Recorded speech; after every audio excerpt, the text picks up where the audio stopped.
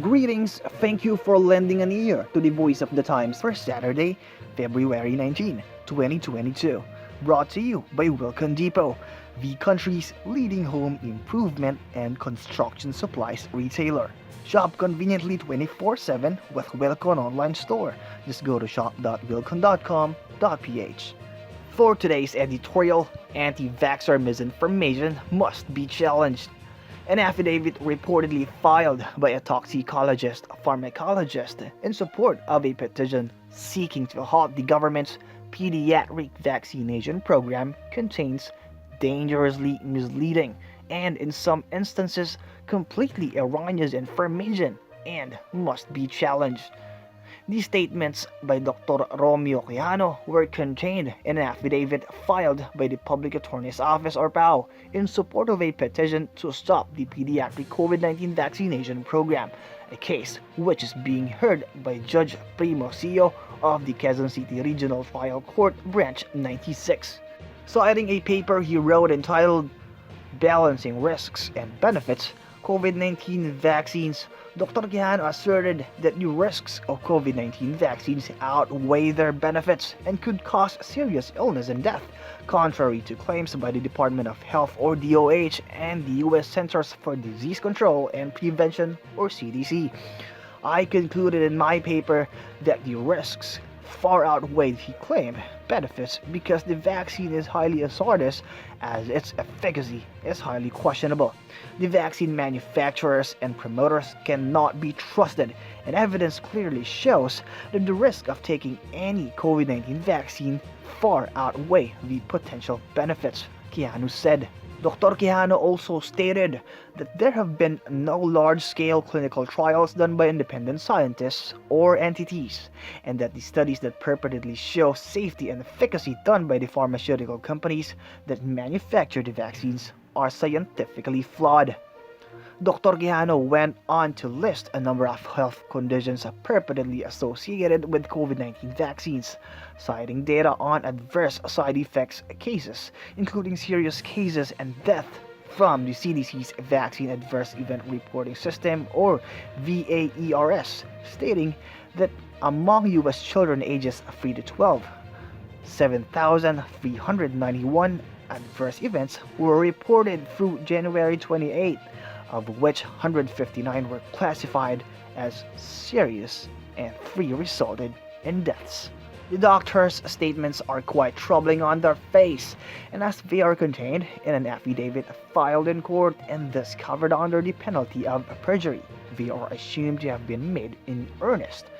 However, follow-up research in the same VAERS database cited by Dr. Quijano does not confirm his assertions, and in fact raises serious questions about their accuracy. To begin with, the searchable VAERS database does not permit filtering of the data according to the 3 to 12-year-old age group cited.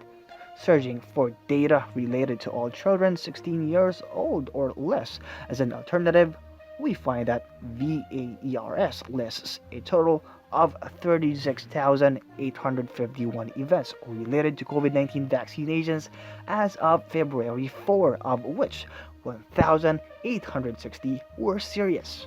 To put that in some perspective, however, for the common, non-controversial oral polio vaccine for the same age group and time period, VAERS lists 23,189 events, of which 3,860 were serious.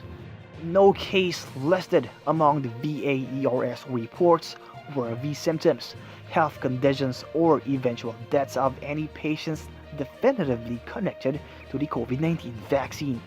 It was in every case a matter of coincidental timing, with more analysis needed to determine whether or not there was a connection.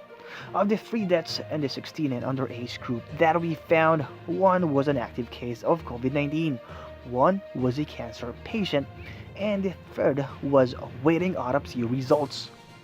As of February 17, according to the CDC's vaccine tracking website, a total of 26,230,442 U.S. children under the age of 17 have received at least one dose, making the prevalence of serious after effects, which again have not in any case been proven to be caused by a vaccine, about 0.007% or about 1 in 14,000.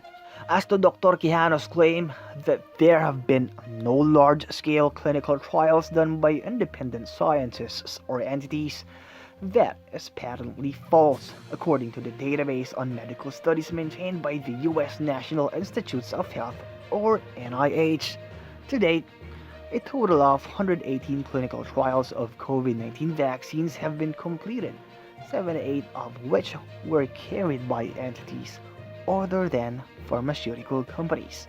Another 670 clinical trials, 415 of which are by governments in 36 countries or independent researchers and institutions, are currently ongoing.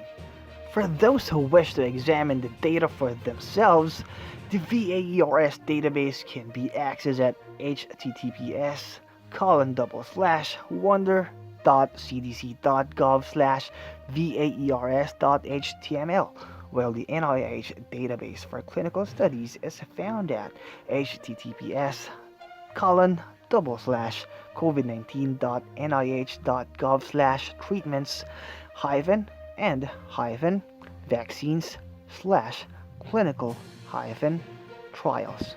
And that's the editorial for Saturday, February 19, 2022. For more news and information, get a copy of the Manila Times on print, subscribe to its digital edition, or log on to www.manilatimes.net.